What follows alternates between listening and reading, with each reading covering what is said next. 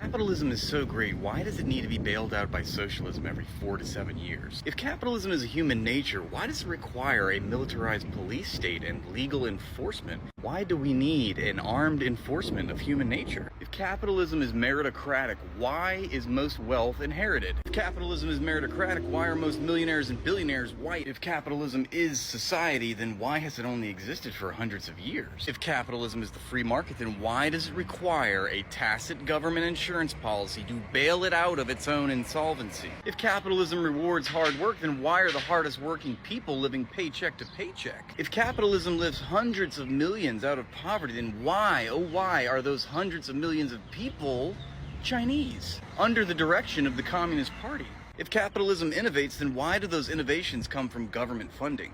You know, it's almost as if capitalism is none of those things, and it's just the private ownership of public resources. Sounds crazy, I know.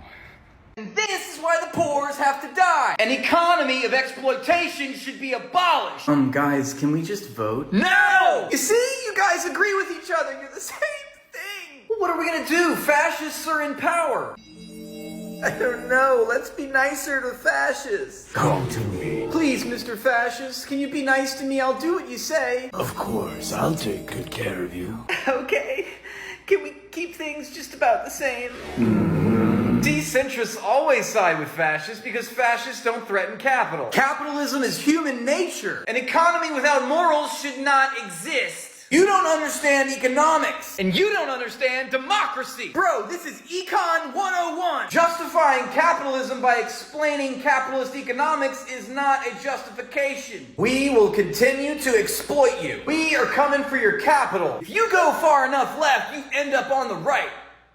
Therefore, I'm gonna go to the right now. Oh my God, let's kill the centrists. Defund it. Defund what? All of it. Everything. Housing? Yes. Healthcare? Yes. Welfare? Yes. Education? Yes. Transportation? Yes. Social security? Everything. Then what do we fund? Defense. Okay, well, all those things that we defunded, they don't work anymore. Look, you see, I told you government is incompetent. They don't know what they're doing. Criminalize it. Criminalize what? Poverty, being poor. Well, that's mainly gonna affect minorities and marginalized people. Sounds good to me. Okay, well, the people whose way of life we've criminalized, yeah, they're all criminals now. You see, we told you they were violent scum. Put them away.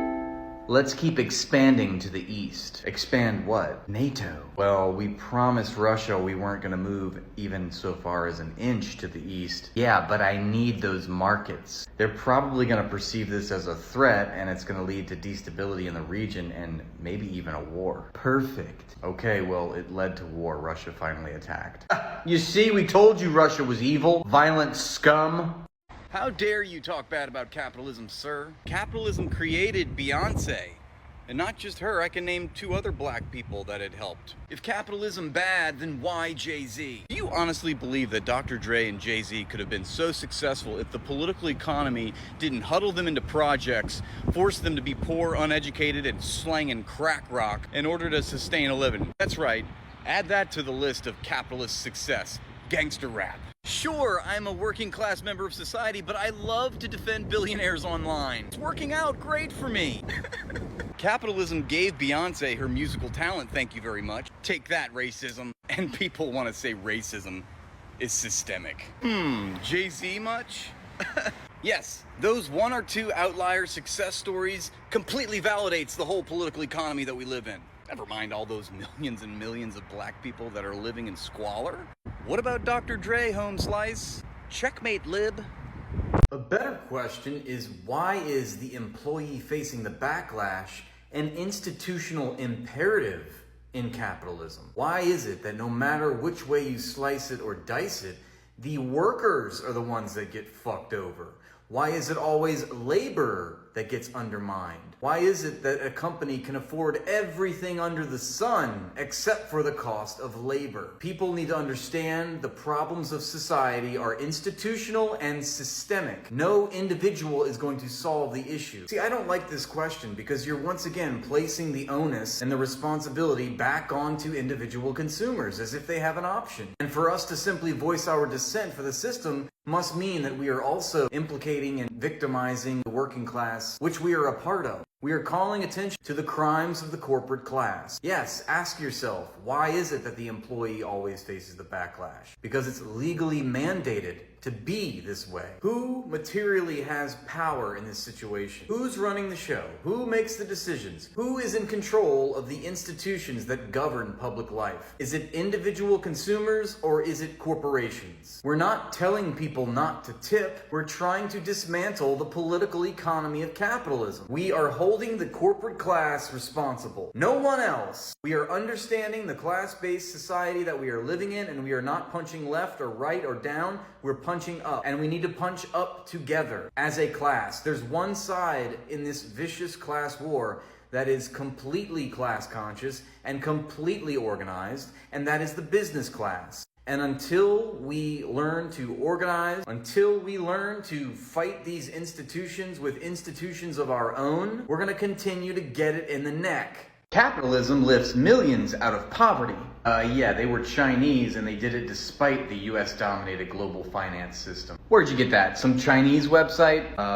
The World Bank? They did that because they embraced capitalism. They opposed ideologically, socially, politically, and morally the idea of private enterprise. That's authoritarian capitalism. It's the Communist Party of China attempting to institute socialism in the context of nation states and a global finance system dominated by Western private capital. And guess what? They're winning. China has the fastest growing economy in the world. China alone accounts for close to 75% of the global reduction of people who are living in extreme poverty. You take China out of this equation, the stark realities of capitalism becomes very, very clear. The GDP of BRICS, which is the economic alliance of Brazil, Russia, India, China, and South Africa, is larger than the economic alliance of the G7, which is the United States, Canada, and its Western European allies. And the gap is only widening. While it's true that China used production inputs from American corporations to grow its economy, it did all of this as an international pariah from the global finance system. It did this in spite of economic sanctions from the United States. It did this in spite of being a political enemy of the United States. This is your daily reminder that in a crisis, capitalism will always side with fascism because fascism doesn't threaten capital. Liberals will always make excuses for fascism, which predictably enables fascism to consolidate power. Socialism, communism, and anarchism are the only ideologies which rightly oppose fascism and capitalism. We are gonna exploit most of everyone, especially those that work. Well, we workers are not gonna take that. We are going to seize the means of production and make the workplace more democratic. We believe that a society should be based on the principle of to each according to their need and from each according to their ability. We will violently ensure that capitalism stays in power, and we will anyone that does not go along with our program. I think we should hear both sides.